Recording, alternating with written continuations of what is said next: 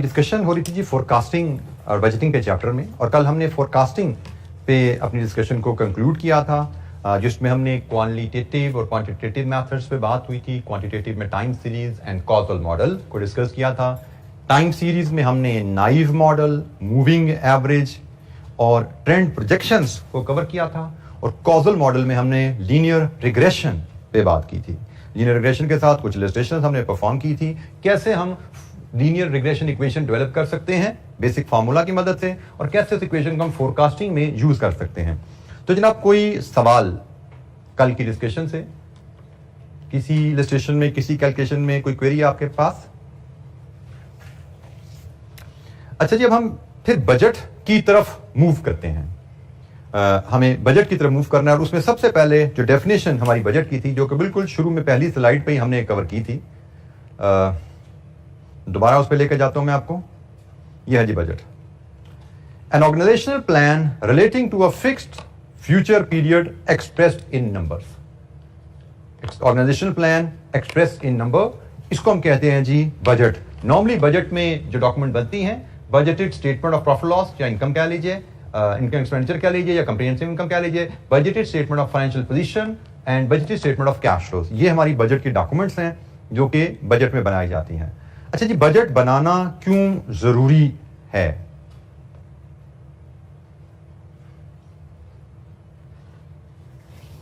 Budget बनाना जरूरी क्यों है? इसमें सबसे पहले जी, देयर पर्पसेस ऑफ बजट में, इट हेल्प्स इन प्लानिंग। आप जब बजट बनाते हैं तो बजट क्या है? अगले साल का plan. Before the start of the year it gives you an opportunity to think and set your targets. क्या जी? और आपने जब अगले साल के लिए प्लान और टारगेट सेट कर लिया, प्लान इन द सेंस अगले साल हम कितने यूनिट्स बेचना चाहते हैं, अगले साल उनके लिए हम कितने यूनिट प्रोड्यूस करेंगे, अगले साल हम कितना रॉ मटेरियल प्रोक्योर करेंगे, अगले साल हमें कोई फिक्स्ड एसेट खरीदना है या नहीं खरीदना है, and so on so fourth. ये सारी प्लानिंग हम करते हैं शुरू में, क्योंकि हम साल के शुरू में अगले साल का इनकम स्टेटमेंट भी बना रहे हैं, अगले साल के एंड पे हमारी बैलेंस शीट जिसमें एसेट लायबिलिटीज आती हैं वो भी बना रहे हैं, अगले साल में कैश इनफ्लो कैश आउटफ्लो का हिसाब भी लगा रहे हैं। सारा हमने साल के शुरू में लगाया, टारगेट सेट कर लिया। Once you set the target, it provides you a tool for control, क्योंकि वो टारगेट्स आप देते हो टीम्स को अपनी।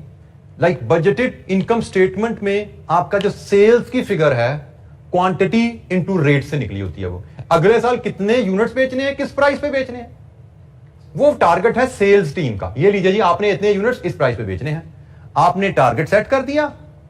अब साल के दौरान अपनी टीम की परफॉर्मेंस को मॉनिटर कर सकते हो by comparing it with the target. इसको हम कंट्रोल फंक्शन कहते हैं। हम अपनी टीम की परफॉर्मेंस को मॉनिटर कर सकते हैं टारगेट के अगेंस्ट। अगर आपने बजट ही नहीं बनाया तो आप कैसे कहोगे कि आपकी टीम अच्छा कर रही है या बुरा कर रही है? कोई टारगेट होगा तो उससे कंपैरिजन में अच्छा या बुरा होता है। तो जनाब, कंट्रोल आ जाता है। Decision making, budget provides data for the decision making, for example resource planning, to achieve the best outcome by utilising available resources. आप साल के शुरू में जब बजट बना रहे हैं तो उसी स्टेज पे ही आप अच्छे बिजनेस डिसीजन ले पाते हो। जैसे हमने डिसीजन मेकिंग का एरिया पढ़ा था कॉस्ट एंड मैनेजमेंट अकाउंटिंग में, आपने वहां पे आपने प्रोडक्शन प्लानिंग की बात देखी थी कि जो लिमिटिंग फैक्टर हो जाए तो बेस्ट प्रोडक्शन प्लान कैसे बनाना है। तो ये काम प्लान साल के शुरू में ही बनेगा। तो आप जब बजटिंग करने जाते हो तो वहां पे आप डिसीजन मेकिंग की अपॉर्चुनिटी आपको बिफोर हैंड मिल जाती है, और प्रॉफिट मैक्सिमाइजिंग डिसीजंस आप ले पाते हो। आपने अपने रिसोर्सेज को प्रोडक्ट ए में लगाना है, बी में लगाना है, सी में लगाना है, फैसला कर पाते हो कहां पे हमारे प्रॉफिट ज्यादा होते हैं। रिसोर्स एलोकेशन, डिफरेंट डिपार्टमेंट्स आपके होते हैं, डिफरेंट प्रोडक्ट्स होती हैं, डिफरेंट डिपार्टमेंट में अपने रिसोर्स को हमने कैसे इस्तेमाल करना है in the best interest of the entity, ये भी तकरीबन डिसीजन मेकिंग से ही एक्सटेंशन में पॉइंट है। And finally coordination and communication, ये बड़ा ही इंपॉर्टेंट फंक्शन है, बड़ा ही इंपॉर्टेंट बजटिंग का मकसद है।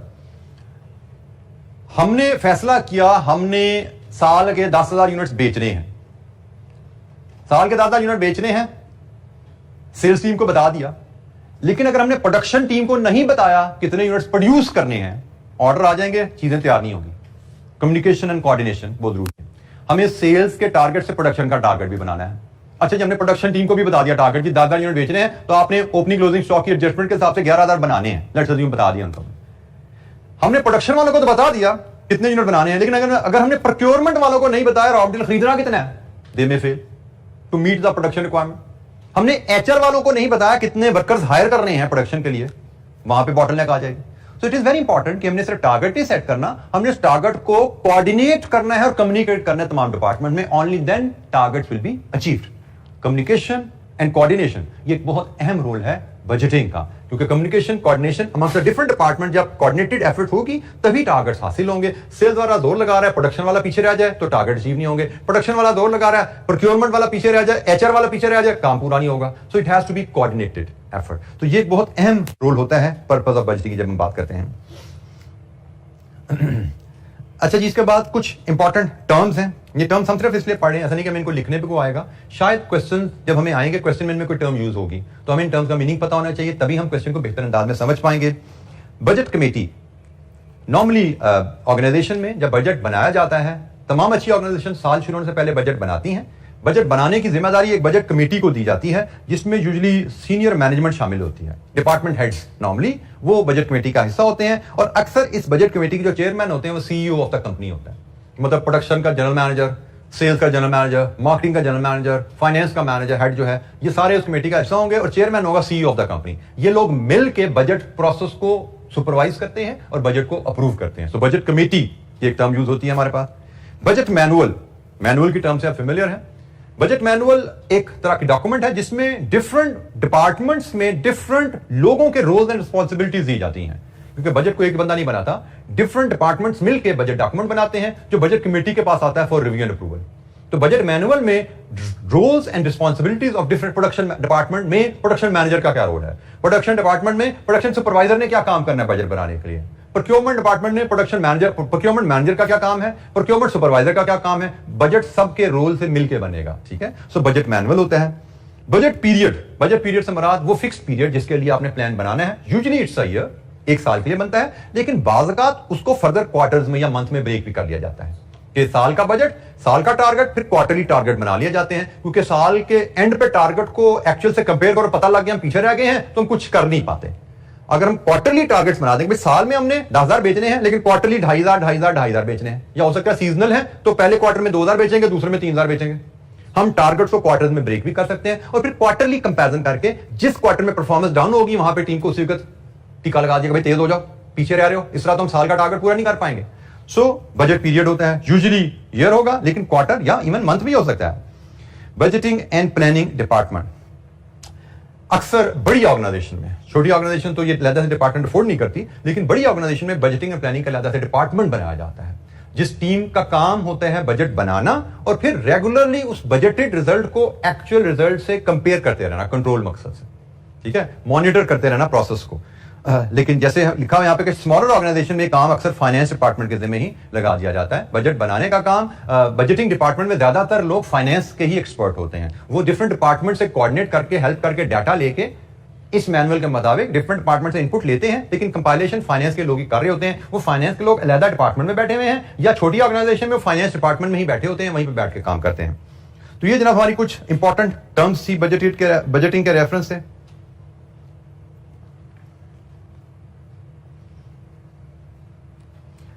अच्छा जी, बजटिंग प्रोसेस, ये हमें अगेन 2-4 नंबर का नोट आ सकता है, या हमें एमसीक्यूज में कुछ इन पे जरा सी बात हो सकती है. ब्रीफली इनको ओवरव्यू हम करेंगे. बजटिंग प्रोसेस में जी सबसे पहले आप बजटिंग पॉलिसी जो है वो कम्युनिकेट करते हैं, objective and plan to all relevant members. Budget manual में आपका प्रोसीजर लिखा होता है, डिफरेंट मेंबर्स का क्या रोल है. आप पहला काम होता है communication of the budget policy. Policy से मुराद यहां पे हम कहेंगे ओवरऑल टारगेट्स, कि हमने ओवरऑल किस टारगेट पे, किस वॉल्यूम पे ऑपरेट करना है, और हमारा मकसद जनरली प्रॉफिट मैक्सिमाइजेशन होता है. ये हम टीम को कम्युनिकेट करते हैं. अच्छा जी, दूसरे पॉइंट सबसे अहम जो स्टेप आता है बजट प्रिपरेशन में, that is identification of principal budget factor. अब ये प्रिंसिपल बजट फैक्टर क्या होता है? To understand it, principal budget factor is any resource which will restrict your volume of activity. Any resource which will restrict your volume of activity. For example, हम product बनाते हैं, उसका raw material बड़ा specialised है, एक ही supplier है पाकिस्तान में raw material का, और उसने हमारा कोटा रखा है, हम आपको 10,000 यूनिट का मटेरियल देंगे सिर्फ. इसका मतलब हम 10,000 यूनिट से ज्यादा बना ही नहीं सकते. प्रिंसिपल बजट फैक्टर हो गया रॉ मटेरियल की अवेलेबिलिटी, कि जी हमने 10,000 यूनिट्स का रॉ मटेरियल खरीदना है, उसी से हमने प्रोडक्शन बनानी है और वही यूनिट्स हमने बेचने हैं. हमारा प्रिंसिपल बजट फैक्टर यहां पे आ गया जी रॉ मटेरियल की अवेलेबिलिटी. अल्टरनेटिवली ये भी हो सकता है, रॉ मटेरियल का सप्लाई का मसला नहीं है, सप्लायर बड़े मार्केट में, हमारा प्लांट ही 10,000 यूनिट्स का है, हमारा प्लांट ही 10,000 यूनिट्स का है, इसका मतलब हम 10,000 यूनिट से ज्यादा प्रोडक्शन कर ही नहीं सकते। डिमांड बेशक 20,000 की हो, मटेरियल बेशक 50,000 का मार्केट में मिलता हो, हमारा प्लांट ही अगर 10,000 यूनिट आ सकता है तो this becomes the principal budget factor. Plant की capacity becomes the principal budget factor कि हम 10,000 यूनिट से ज्यादा नहीं बना सकते, तो हमें 10,000 यूनिट की प्रोडक्शन प्लान करनी है, उस हिसाब से रॉ मटेरियल खरीदेंगे, उस हिसाब से सेल का बजट बनाएंगे। Another option which is the case in most of the scenarios, in most of the scenarios principal budget factor is demand, sales demand. Normally plant की कैपेसिटी का भी इशू नहीं होता, नॉर्मली रॉ मटेरियल भी आपको मिल जाता है। नॉर्मली इशू होता है जी आपके मार्केट में कंपटीशन इतनी ज्यादा है, आप 10,000 यूनिट से ज्यादा बेच नहीं सकते। कैपेसिटी बेशक आपकी 18,000 की है, रॉ मटेरियल आपका 50,000 का अवेलेबल है, लेबर भी अंधाधुंध अवेलेबल है, लेकिन आपकी प्रोडक्ट की डिमांड ही 10,000 से ज्यादा नहीं है मार्केट में, तो आप तो 10,000 ही बढ़ाओगे ना। तो फिर आप सबसे पहले हमने 10,000 यूनिट बेचने हैं, प्रिंसिपल बजट फैक्टर आपका सेल्स बन जाता है इस केस में। So principal budget factor could be any resource और सेल्स डिमांड। वो रॉ मटेरियल हो सकता है, वो प्लांट की कैपेसिटी हो सकती है, वो लेबर की अवेलेबिलिटी हो सकती है, but generally most of the cases it will be sales demand. Principal budget factor से मुराद what is the variable which determines company's activity level, जिस पे कंपनी ने काम करना है। सेल्स डिमांड 10,000 है, इसका मतलब हमने 10,000 यूनिट्स बेचने हैं, इसके हिसाब से सारे काम करने हैं। प्रोडक्शन कैपेसिटी 10,000 है, इसका मतलब हमने 10,000 यूनिट की प्रोडक्शन के हिसाब से सब कुछ प्लान करना है। 10,000 यूनिट की सेल के हिसाब से प्रोडक्शन प्रोक्योरमेंट बनानी है, या 10,000 यूनिट की प्रोडक्शन के हिसाब से सेल्स और रॉ मटेरियल की प्रोक्योरमेंट करनी है। सो सबसे अहम चीज होती है प्रिंसिपल बजट फैक्टर आइडेंटिफाई करना। इसके बाद हम डिपार्टमेंटल बजट्स बनाना शुरू करते हैं। डिपार्टमेंटल बजट्स बनने शुरू होते हैं जिसको हम फंक्शनल बजट्स भी कहते हैं। जैसे लेट्स अज्यूम हमने कहा हमारा प्रिंसिपल बजट फैक्टर सेल्स है, तो सबसे पहले फिर सेल्स का बजट बनाया जाता है। सेल्स का बजट होता है कि जी हमारी डिमांड 10,000 यूनिट्स की है और हम 500 रुपए पर यूनिट के हिसाब से बेचना चाहेंगे अगले साल, तो 10,000 इंटू 500 ये बजटेड सेल्स आ गई आपकी। जब सेल्स का बजट बन गया फिर इसके बाद प्रोडक्शन का बजट बनाया जाता है। 10,000 यूनिट बेचने के लिए हमें कितने यूनिट्स प्रोड्यूस करने पड़ेंगे वो आपको पता है जी, sales plus closing stock minus opening stock is production. ये बेसिक इक्वेशन है, ये हमारा प्रोडक्शन बजट आ गया कि प्रोडक्शन टीम को बता दें भी आपने इतने यूनिट बनाने हैं। प्रोडक्शन बजट के बाद फिर आ जाता है रॉ मटेरियल का बजट, कि भाई इतनी प्रोडक्शन करनी है तो रॉ मटेरियल की रिक्वायरमेंट कितनी पड़ेगी, वो प्रोक्योरमेंट टीम को दे दी, भाई आप इसका हिसाब लगाओ। प्रोडक्शन के बाद फिर लेबर का बजट आ जाता है, इतने यूनिट बनाने हैं, लेबर टाइम पर आवर कितना लगता है, तो हमें टोटल लेबर कितनी हायर करनी पड़ेगी, एचआर डिपार्टमेंट को भेज दिया हमने। सो फंक्शनल बजट्स बनने शुरू हो जाते हैं। जब आपने प्रिंसिपल बजट फैक्टर बना दिया, सबसे पहले प्रिंसिपल बजट फैक्टर का बजट बनता है, सेल्स जैसे हमने कहा, फिर उसके बाद उसके इर्द गिर्द ताने बाने जुड़ने शुरू हो जाते हैं। सेल्स है तो प्रोडक्शन है, प्रोडक्शन है तो रॉ मटेरियल प्रोक्योरमेंट है, रॉ मटेरियल प्रोक्योरमेंट है तो एचआर है, and so on so forth. तो जनाब हमारे ये बजट बनते जाते हैं फंक्शनल, और अल्टीमेटली इन तमाम बजट्स को मास्टर बजट में समराइज कर देते हैं। Finally functional budgets master budget document में समराइज होते हैं, और मास्टर बजट में क्या क्या आता है, income statement, balance sheet and cash budget. इन तीन डॉक्यूमेंट्स को कलेक्टिवली हम मास्टर बजट कहते हैं। तो हमारे स्कोप में जो रहेगा एग्जाम पॉइंट ऑफ व्यू से वो ये एरिया आता है। एग्जाम में हमसे फंक्शनल बजट बनाने को कहा जाता है कि जी सेल्स का बजट बनाओ, प्रोक्योरमेंट का बजट बनाओ, प्रोडक्शन का बजट बनाओ, या हमें एग्जाम में कहा जाता है मास्टर बजट बनाओ। मास्टर बजट का मतलब है income statement, balance sheet, cash flow. या हमें सबसे ज्यादा क्वेश्चन जो हमें आते हैं ना, वो हमें इनकम स्टेटमेंट, कैश बजट आप कह लो पहले नंबर पे, और ये भी इक्वल इंपॉर्टेंस है, इन दोनों की इंपॉर्टेंस इक्वल है। और फंक्शनल बजट की इंपॉर्टेंस स्लाइटली कम है क्योंकि इसका वॉल्यूम थोड़ा कम होता है। बैलेंस शीट पे क्वेश्चन हमें एग्जाम में कभी नजर नहीं आया, हम इलस्ट्रेशन देखेंगे एक दो जरूर, लेकिन एग्जाम में बैलेंस शीट पास पेपर में क्वेश्चन हमें नजर नहीं आता।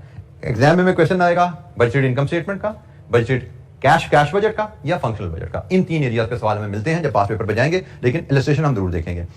अच्छा जी, ये जब बजट बन जाते हैं फिर आता है नेक्स्ट स्टेप। नेक्स्ट स्टेप क्या है, negotiation and accept budget by the budget committee. Departments ने अपना बजट बनाया, फाइनेंस डिपार्टमेंट इनको कंपाइल किया मास्टर बजट की सूरत में, बजट कमेटी के सामने प्रेजेंट किया, वहां पर ये डिस्कशन हुई डिपार्टमेंट हेड्स की, और निगोशिएशन के बाद ये अप्रूव हो गया। देन रेगुलरली रिव्यू चलता रहता है, any changes in circumstances that may be required, and the process shall be followed by the comparison of actual result with budget। Regularly आप एक्चुअल रिजल्ट्स को बजट से कंपेयर करते रहते हो, रिव्यू करते रहते हो, और देखते रहते हो कोई चेंजेस तो रिक्वायर्ड नहीं है बजट में, क्योंकि आपने एक चीज ध्यान में रखनी है, आपने साल के शुरू में अगले साल का टारगेट सेट कर दिया।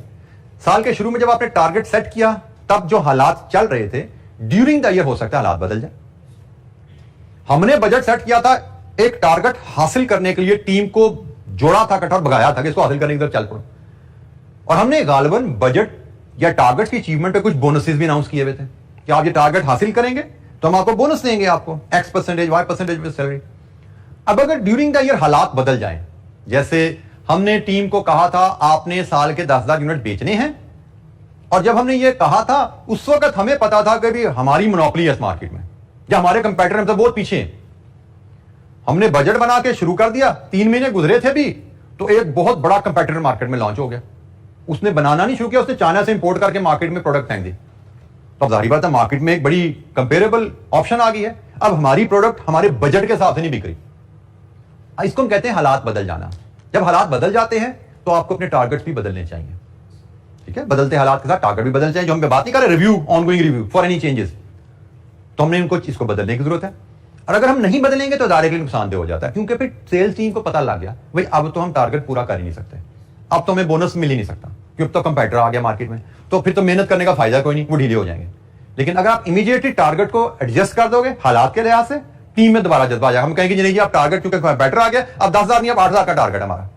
या पहले हम 10,000 यूनिट बेचना चाह रहे थे 500 रुपए के हिसाब से, अब कंपेटिटर आ गया हम 490 के हिसाब से बेचो, फिर भी टीम खड़ी हो जाएगी, नहीं अब हम टारगेट पूरा कर लेंगे। लेकिन अगर आप बदलते हालात के लिहाज से बजट को एडजस्ट नहीं करोगे, टारगेट को रिवाइज नहीं करोगे तो प्रॉब्लम आ जाएगी। ये थोड़ा सा थ्योरेटिकल एस्पेक्ट है, कहीं ना कहीं एमसीक्यू में टेस्ट हो सकता है, रीडिंग करनी है, कोई हमें रटा नहीं लगाना हमें इनका, ठीक है। अच्छा ये फंक्शनल बजट का वैसे तो मैंने आपको ओवरव्यू दे दिया है। सेल्स बजट क्या होता है, कितने यूनिट बेचने हैं, किस प्राइस पे बेचने हैं, ये आपका सेल्स बजट है। प्रोडक्शन बजट क्या है, sales budget plus ending finish goods inventory budget minus opening finish goods inventory budget, production budget आ गया। बेसिक इक्वेशन है, आपने सीखी हुई है। फिर डायरेक्ट मटेरियल बजट आता है। डायरेक्ट मटेरियल बजट कैसे है, जब आपने प्रोडक्शन बजट बना लिया into material requirement per unit, ये आपका रॉ मटेरियल का यूजेज का बजट आ गया, हमें रॉ मटेरियल यूज कितना करना है। ये यूजेज बजट जब प्रोक्योरमेंट टीम के पास गया तो उससे उन्होंने परचेज बजट बना लिया कि raw material usage plus closing stock of raw material minus opening stock of raw material, purchase budget आ गया। ठीक हो गया। तो purchase quantity into price, quantity into price, ये परचेज अमाउंट बजट आ गया। तो अब ये क्वेश्चन आपसे एग्जामिनर क्या मांगता है उस हिसाब से वो आपसे कहता है जी आप रॉ मटेरियल यूजेज बजट बताओ, तो आपको बताना चाहिए production into quantity per unit, ये यूजेज बजट आ गया। वो आपसे कहता है जी रॉ मटेरियल का प्रोक्योरमेंट बजट इन क्वांटिटी बताओ, तो आपको बताना चाहिए ये कंजम्पशन बजट है plus closing stock of raw material minus opening stock of raw material, ये परचेज बजट क्वांटिटी आ गया। वो कहता है जी परचेज बजट इन रुपीस बताओ, तो परचेज क्वांटिटी को रेट से मल्टीप्लाई कर दो, तो परचेज का बजट इन रुपीस आ जाएगा, कितने रुपए का रॉ मटेरियल खरीदना है वो आ गया। जी बेटा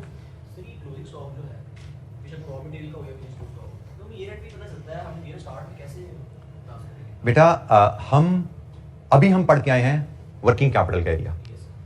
वर्किंग कैपिटल के एरिया में हमने क्या देखा था कि हम अपनी कॉस्ट ऑफ सेल्स को टारगेट करते हैं और हम अपने इन्वेंट्री डेज को भी टारगेट करते हैं।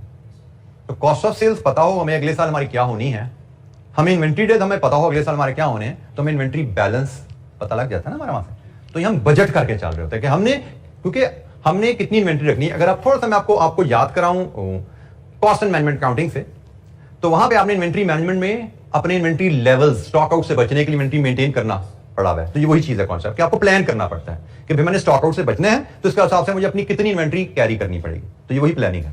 ठीक है जी। रॉ मटेरियल, डायरेक्ट मटेरियल के बजट्स पे हमने बात की।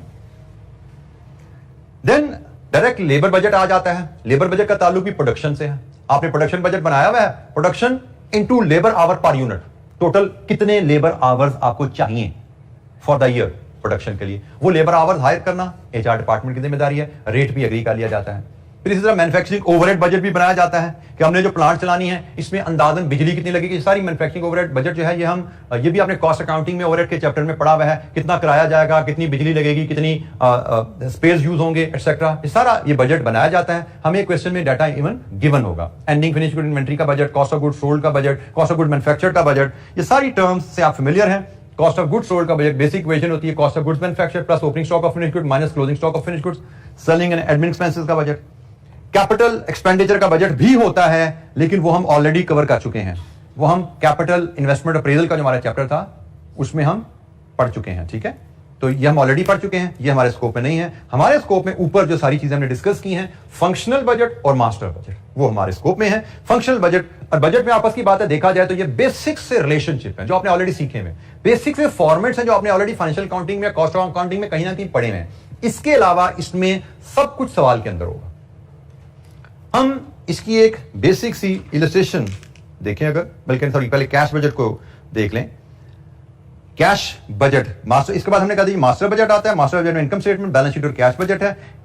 इनकम स्टेटमेंट और बैलेंस शीट के फॉर्मेट तो बिल्कुल वैसे ही हैं जैसे आपने फाइनेंशियल अकाउंटिंग में सिंपल से सीखे हुए हैं, और लेकिन फर्क सिर्फ यह है कि यहाँ पे फ्लेक्सिबिलिटी है। यहाँ पे अपने अकाउंटिंग स्टैंडर्ड्स के मुताबिक फॉर्मेट नहीं बनाना, सिंपल P&L बनाना है। आपको revenue minus cost of sales, gross profit minus operating cost, net profit खत्म हो जाती है। बैलेंस शीट में आप एसेट लायबिलिटीज इधर बनाओ, एसेट लायबिलिटीज ऊपर करो, कोई फर्क नहीं पड़ता, ठीक है। सिर्फ आपने फॉर्मेट बेसिक से फॉर्मेट है। कैश बजट का फॉर्मेट यहाँ पे थोड़ा सा फर्क रहता है जी, आपकी अकाउंटिंग के कैश फ्लो से थोड़ा फर्क होता है। अकाउंटिंग में आपने कैश फ्लोज बनानी सीखी होंगी, operating cash flows, investing cash flows, financing cash flows, activities में डिवाइड करके ना। तो यहाँ पे ऐसा नहीं, यहाँ पे इट इज सिंप्लीफाइड, सिर्फ इनफ्लो और आउटफ्लो, ठीक है जी। हमें सेल्स से इनफ्लो कितना कब कब आएगा और परचेजेस और एक्सपेंसेस में हमारा आउटफ्लो कब कब कितना जाएगा। इनफ्लो माइनस आउटफ्लो, इसमें हम इन्वेस्टिंग, ऑपरेटिंग और फाइनेंसिंग एक्टिविटीज को नहीं लेते, ठीक है। कैश बजट हमारा बहुत ही सिंपल रहता है। कैश बजट का मकसद क्या है, क्यों बनाते हैं? यूजुअली कैश बजट को हम जरूर क्वार्टरली या मंथली ब्रेक करते हैं। इनकम स्टेटमेंट यूजुअली हम एनुअल बनाएंगे, बैलेंस शीट यूजुअली हम year and, next year and पे हमारी बैलेंस शीट कैसे दिखेगी वो बनाएंगे। लेकिन कैश बजट को हम क्वार्टरली या मंथ में जरूर ब्रेक करते हैं। उसकी वजह क्या है, हम जानना चाहते हैं कि हमारी वक्त के साथ कैश की जरूरियात क्या क्या है। क्या जब हमें सप्लायर को पेमेंट करनी है, क्या हमारे पास कैश अवेलेबल होगा? क्योंकि हम करेंगे क्या, इनफ्लो, आउटफ्लो और बैलेंस क्या बच रहा है हर महीने के एंड पे। क्या वो बैलेंस पॉजिटिव है या नेगेटिव है? पॉजिटिव बैलेंस है तो बता रहे हमारे पास एक्सेस फंड है, नेगेटिव बैलेंस है तो बता रहे हमारे पास फंड्स की कमी। तो अगर एक्सेस फंड्स हैं, हमें उनकी कोई इन्वेस्टमेंट को प्लान करना चाहिए, क्योंकि बिजनेस में एक्सेस फंड आइडल बैंक में पड़े हों, दिस इज नॉट वाइज। पैसे बैंक में पड़े हुए, फारिग पड़े हुए, कमाई नहीं रहा हो, उन पे कोई इनकम नहीं आ रही, दिस इज नॉट वाइज। हम बजट बना के देख लेते हैं कि भाई आने वाले महीनों में कब कब मेरे पास सरप्लस कैश एक्सपेक्टेड है, so that I can devise now some investment plan. और हम ये भी देख लेते हैं आने वाले महीनों में कब कब मुझे कैश की शॉर्टेज एक्सपेक्टेड है, so that I can arrange finance now. आज मैं बजट बनाऊं, मुझे पता लगे दिसंबर में मुझे 10 करोड़ का शॉर्टफॉल आने वाला है, तो भाई आज मैं कमिटमेंट ले लूं ना बैंक से या इन्वेस्टर से कि भाई दिसंबर में मुझे 10 करोड़ का लोन देना, आपने 2 महीने के लिए कमी आएगी मेरे पास, मुझे सप्लायर को पेमेंट करनी होगी, लेकिन पैसे मेरे फरवरी में आने होंगे, तो आप मुझे दिसंबर से फरवरी तक का लोन दोगे, वो मैं आज बंदोबस्त कर लूं। ऐसा ना हो कि दिसंबर में जाके मेरे सर पे बम फटे, पैसे सप्लायर की लाइन लगी हुई है, मेरे पास पैसा नहीं है। This is cash management. हम पहले फोरसी कर लें कब सरप्लस फंड्स हैं, कब शॉर्टेज आने वाली है, उन चीजों को मैनेज करने की बात करें। फॉर एग्जांपल हो सकता है हमें पता लगे कैश बजट बनाते हुए कि हमारी डेट कलेक्शन पॉलिसी में कमजोरी है, हम मुसलसल कैश डेफिसिट में जा रहे हैं, हर महीने कैश इनफ्लो कम है, आउटफ्लो ज्यादा है। इन्वेस्टिगेट किया, पता लगी हमारी तो रिकवरी की पॉलिसी कमजोर है, हमारा टेक जो डेट कलेक्शन डिपार्टमेंट है, कस्टमर से फॉलोअप करके रिकवरी का डिपार्टमेंट कमजोर है, वो पॉलिसी ठीक करने की जरूरत है। बजट से हमें पता लग सकता है।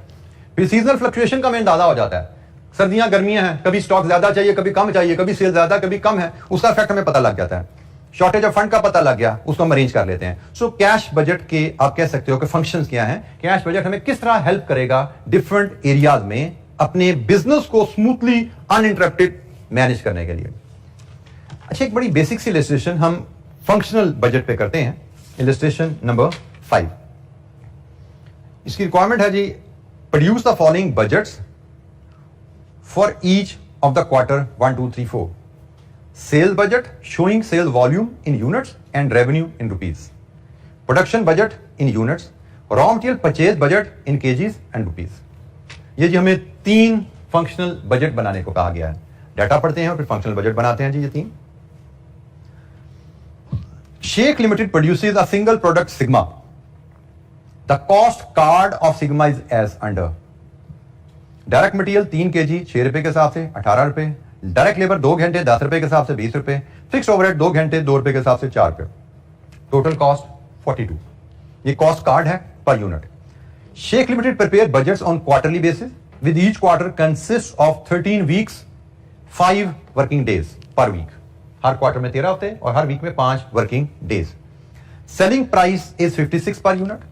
Sheikh limited incurs no other cost than those included in cost card above, इसके अलावा कोई और खर्चा नहीं होता जी कंपनी का। Sheikh limited has a policy to maintain an inventory of finish goods at the end of each quarter equal to 5 days demand of next quarter. ये क्लोजिंग इन्वेंट्री की पॉलिसी आ गई। हर क्वार्टर एंड पे आपकी क्लोजिंग इन्वेंट्री क्या होगी? Next quarter के 5 दिन की सेल के बराबर। Because of its perishable nature it is not possible to hold raw material inventory. Raw material inventory zero होती है आपकी। फिनिश गुड्स की इन्वेंट्री क्या है? वो नोट नंबर 4 में आ गई। रॉ मटेरियल इन्वेंट्री जीरो है, नोट नंबर 5 में आ गई। Forecast sale units for the next 5 quarters are as under. Units में हमें फोरकास्ट सेल दी गई है, क्वार्टर 1, 2, 3, 4 एंड 5। रिक्वायरमेंट क्या है? 4 क्वार्टर्स के लिए sales budget, production budget and raw material purchase budget. अच्छा जी, उसने कहा जी सेल्स बजट में वॉल्यूम भी लाइए और रेवेन्यू भी लाइए। अब यहां पे हमारे पास फॉर्मेट की लिबर्टी होती है जी, हम किसी भी अंदाज में प्रेजेंटेशन कर सकते हैं। तो फॉर्मेट हम ले लेते हैं यहां पे quarters, units, price and sales. बिल्कुल ठीक हो गया जी। हम 4 क्वार्टर का बजट बना रहे हैं तो मैं 4 कॉलम में 4 क्वार्टर ले आता हूं। सेल्स बजट हम बना रहे हैं 1, 2, 3, 4। प्रेजेंटेशन में फिर बोल रहा हूं हमारे पास फ्लेक्सिबिलिटी है। हम चाहें तो क्वार्टर में यहां पे ले रहा हूं, quarter 1, quarter 2, quarter 3 and quarter 4। आप चाहें तो क्वार्टर 1, 2, 3, 4 यहां पे भी ले सकते हैं, कोई फर्क नहीं पड़ता। ठीक है, मैंने जो फॉर्मेट पिक किया, मैं कहता हूं यहां पे मैं यूनिट्स लाता हूं और यूनिट्स क्योंकि बड़ी ज्यादा फिगर है मैं 1000 में ले लेता हूं। इसको मैं मल्टीप्लाई करूंगा प्राइस पर यूनिट से, ये रुपीज में आएगी और फिर मेरे पास आ जाएगा सेल्स, बल्कि इसको कहूंगा मैं बजटेड सेल्स यूनिट्स इन 1000 और फिर प्राइस से मल्टीप्लाई करेंगे तो मेरे पास आएंगी बजटेड सेल्स रुपीज इन 1000। ये जी मेरा बजट जो उसने मांगा था वो मेरा इस टेबल में अवेलेबल हो जाएगा। 4 क्वार्टर का बजट बनाना है तो जनाब डाटा के मुताबिक पहले क्वार्टर के यूनिट्स हैं 1950, दूसरे क्वार्टर के 2275, तीसरा क्वार्टर 3250, चौथा क्वार्टर 2275। प्राइस हर क्वार्टर में same 56। Note number 2, selling price is 56, her quarter में सेम है। तो जनाब मल्टीप्लाई कीजिए units into price, rupees in 1000 में आ जाएगा आपका रेवेन्यू। जी कितना आया? 1092। बेटा नहीं, ऐसा तो नहीं बनेगा, ये तो रुपीज इन 1000 में डायरेक्टली आ जाएगा क्योंकि ऑलरेडी ये 1000 में है ना। 109200। ठीक हो गया। आपने सिंपली 1950 को 56 से मल्टीप्लाई करना है, डायरेक्टली ये रुपीज इन 1000 में आ रहा है क्योंकि ये ऑलरेडी इन 1000 है तो ये रुपीज इन 1000 में ही रहा। ठीक है, आगे चलिए। 127400, 000,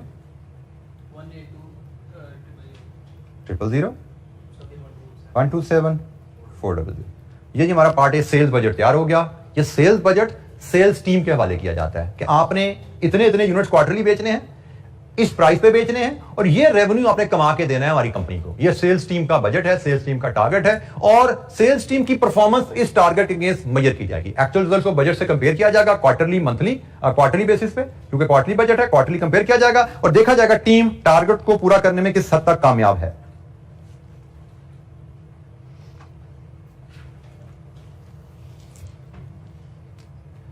अच्छा, part B, production budget. 4 quarter का प्रोडक्शन बजट है। प्रोडक्शन बजट की इक्वेशन आपको याद होनी चाहिए। अभी मैंने बोला था आपको प्रोडक्शन बजट होता है जी sales plus closing stock of finish goods minus opening stock of finish goods is equal to production. तो जनाब ये इक्वेशन हमें यहां पे बनानी है प्रोडक्शन बजट बनाने के लिए। 4 क्वार्टर का हमने प्रोडक्शन बजट बनाना है,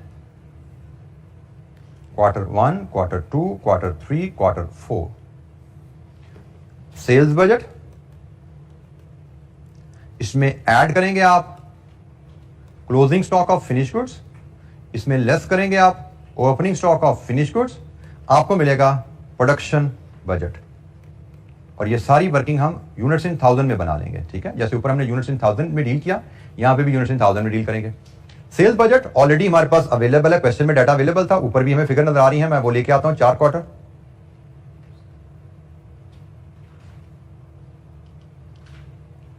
ये जी सेल्स बजट अवेलेबल है। अब आ जाइए क्लोजिंग स्टॉक के ऊपर। हमें बताया गया है क्लोजिंग स्टॉक के बारे में। नोट नंबर है जी 4। Sheikh limited has a policy to maintain an inventory of finish goods at the end of each quarter equal to 5 days demand of next quarter. हर क्वार्टर के एंड पे अगले क्वार्टर की 5 दिन की डिमांड के बराबर स्टॉक रखना है। और नोट नंबर 1 में उसने बताया हुआ 5 दिन का मतलब 1 वीक होता है, और क्वार्टर में कितने वीक होते हैं? 13। क्वार्टर में 13 वीक है। 1 वीक का मतलब 5 दिन, 5 दिन के स्टॉक का मतलब 1 वीक का स्टॉक, यही है ना। तो भाई क्लोजिंग स्टॉक की वर्किंग देखो। पहली आपका क्वार्टर 1 का क्लोजिंग स्टॉक जो आएगा वो होगा 2275/30। एग्री? कितना? 175। क्वार्टर 2 का होगा क्लोजिंग स्टॉक 3250/13, 250। क्वार्टर 4 का होगा जनाब 2275/13, अगेन 175। और क्वार्टर 4 का भी क्लोजिंग स्टॉक लेने हैं, वो क्वार्टर 5 की सेल से निकलेगा। क्वेश्चन में क्वार्टर 5 की सेल भी दी है, वो इसलिए दी गई थी।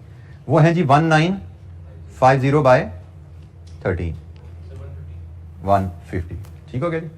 ये हमारे पास हर क्वार्टर का क्लोजिंग स्टॉक आ गया। लिंक क्या है? उसने कहा जी क्लोजिंग स्टॉक का ताल्लुक अगले क्वार्टर की सेल से है। ये क्वार्टर 5 से आ गया, ये क्वार्टर 5 से आ गया। अगर एक क्वार्टर का क्लोजिंग आ जाए तो अगले क्वार्टर का ओपनिंग बन जाता है ना वो। तो बनाई ये क्लोजिंग जो है ये आगे ओपनिंग बन जाएगा।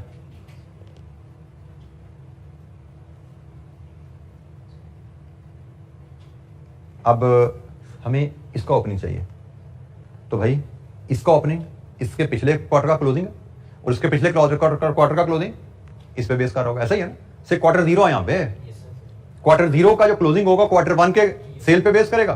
तो क्वार्टर 1 की सेल्स पे बेस करते हुए निकाल लो। ये निकला हुआ है ऑलरेडी, ठीक है ना। कितना है? 150। एग्रीड? लीजिए जी, ये आपका प्रोडक्शन बजट तैयार हो गया।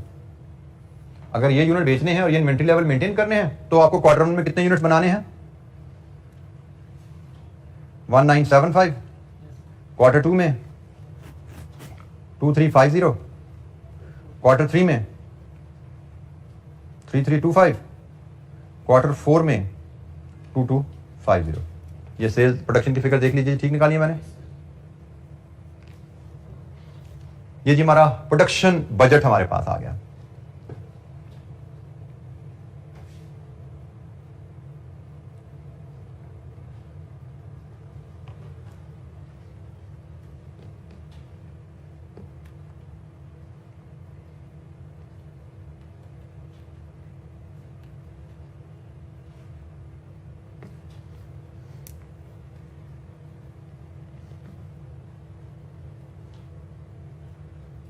जी, any question? Production budget.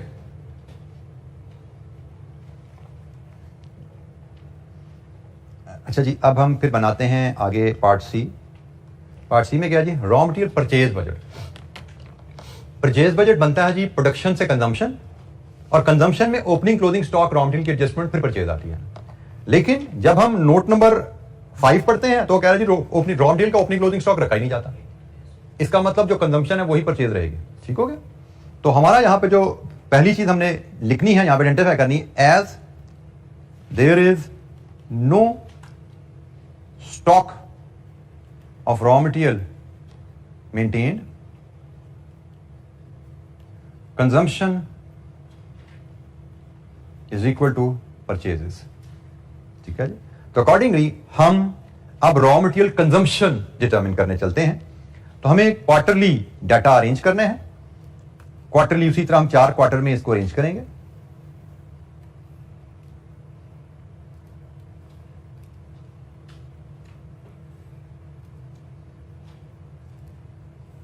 Purchase budget उसने कहा जी केजीज में भी बताइए, रुपीज में भी बताइए। Quarter 1, quarter 2, quarter 3, quarter 4। सबसे पहले हम लाएंगे यहां पे production budget. Production budget units in 1000 में हमने पार्ट बी में निकाला हुआ है। इसको मल्टीप्लाई करेंगे हम raw material quantity per unit से। ये हमें केजीज अवेलेबल है। देन जब मल्टीप्लाई कर लेंगे तो हमें मिल जाएगी फिगर यहां पे रॉ मटेरियल कंजम्पशन, और हमारे केस में परचेज बजट, और ये जो क्वांटिटी आएगी ये केजीज इन 1000 में आ जाएगी, क्योंकि यूनिट्स इन 1000 को केजी से मल्टीप्लाई कर रहे हैं तो केजीज इन 1000 आएंगे।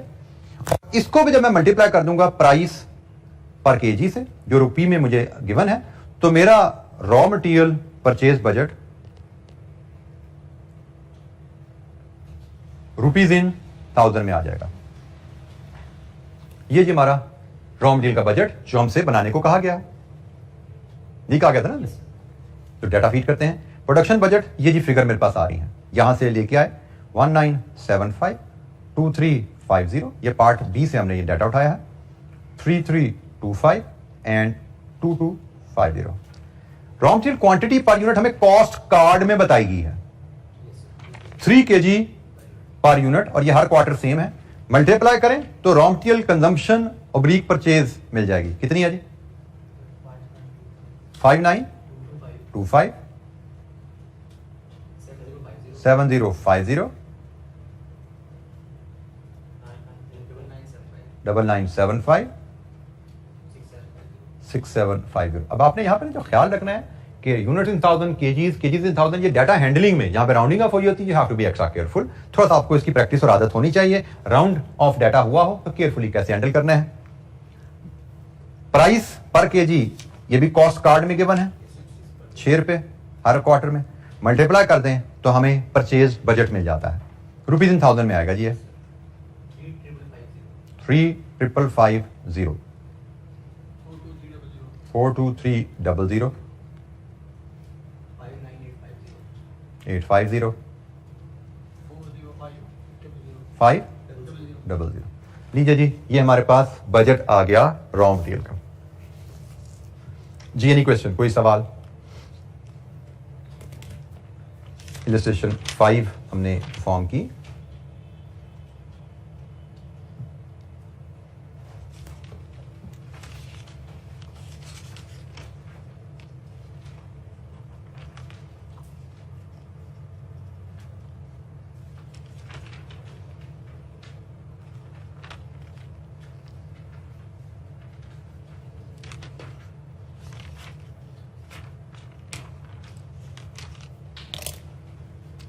जी, फंक्शनल बजट पे हमने एक बेसिक इलस्ट्रेशन देखी।